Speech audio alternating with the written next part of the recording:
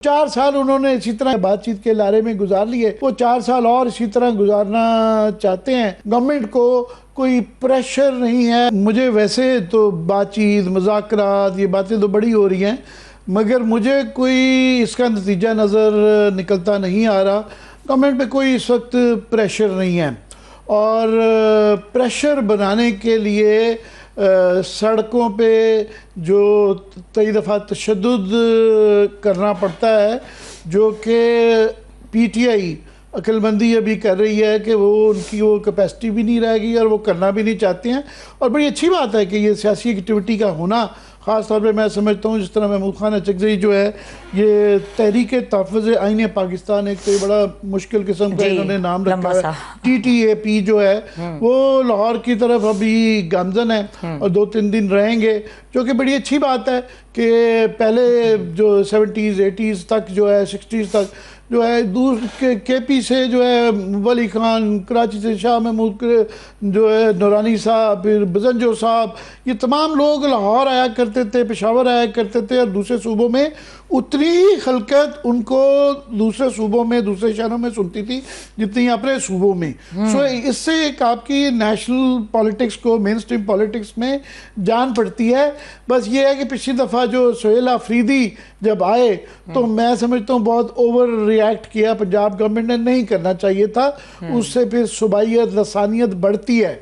अभी अच्छी खबर यह है कि गलबन कल सुहेल आफरीदी सिंध में जा रहे हैं और वहाँ जो इशारे आ रहे हैं कि सिंध गवर्नमेंट और पीपल्स पार्टी जो है बड़ी पॉलिटिकली मेच्योरली बिहेव कर रही है और वहाँ कोई इस तरह का नहीं जो पंजाब में उनके साथ हुआ वो सलूक होता हुआ नज़र नहीं आ रहा। बड़ी अच्छी बात है, आएँ जलसा करें। बल्कि मैं ये भी सुन रहा था कि शायद मुराद अली शाह उनको रिसीव भी करेंगे। बिल्कुल, ये आपस में जो है एक दूसरे के सूबों में जाना जो है, ये रोकना, ये बिल्कुल भी वो नहीं मुनासिब बात नहीं है। तो देखते हैं पॉलिटिकल एक्टिविटी आगे जाए। बाकी वो गवर्नमेंट की क्लियरली स्ट्रेटजी है कि वो एक स्टेप आगे 2 स्टेप पीछे, वो थोड़ी देर बाद बातचीत कह देते हैं, कभी मशरूत कर देते हैं, कभी गैर मशरूत कर देते हैं। वो 4 साल उन्होंने इसी तरह की बातचीत में या बातचीत के लारे में गुजार लिए, वो 4 साल और इसी तरह गुजारना चाहते हैं।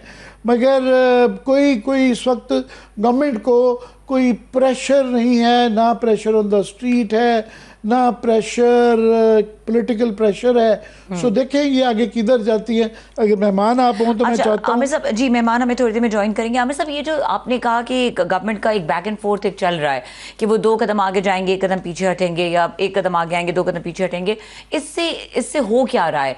ये फ्रस्ट्रेट कर रहे हैं क्योंकि हमने ये देखा है कि PTI की तरफ भी क्लैरिटी नहीं है। बैरिस्टर गौहर के जो बयानात हैं वो कुछ समझ में ना आने वाले बयानात हैं। कभी वो कहते हैं कि मुज़ाकरात जो कर रहे हैं हम उनका वो हमारा हिस्सा नहीं है, कभी वो कहते हैं मुज़ाकरात के अलावा कोई हल नहीं है। तो what exactly as chairman PTI he thinks कि हाउ टू प्रोसीड? सबसे ज़्यादा कंफ्यूजन जो है वो गौहर खान उनकी तरफ से फैलाया जाता है कि कभी वो बयान दे देते हैं कि मुज़ाकरात होंगे, कभी नहीं होंगे।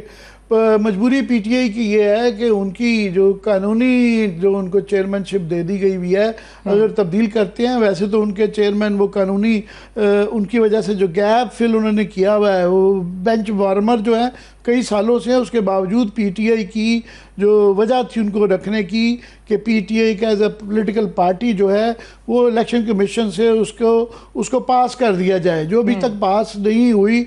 अभी तक उनकी रजिस्ट्रेशन जो है वो अभी उसके ऊपर सवालिया निशान हैं।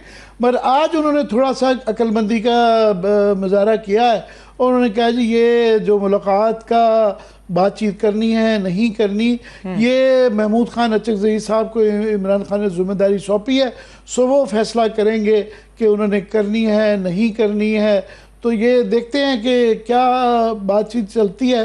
मगर PTI का ऑफ कोर्स जो है कुछ हद तक तो समझ आती है कि उनके जो मेन ज़ाहिर है इमरान खान जेल में हैं, उनकी मुलाकातें भी नहीं होती हैं, सो ये भी नहीं पता चलता कि उनकी क्या सोच है। तो मैं समझता हूँ उनको उन्होंने ये जो तहरीक तहफ़्फ़ुज़ आईन जो बनाई है, महमूद खान अचकज़ई बहरहाल आजकल के नवाबज़ादा नसरुल्लाह वही हैं, उनका एक वज़न है, वो मैच्योर है।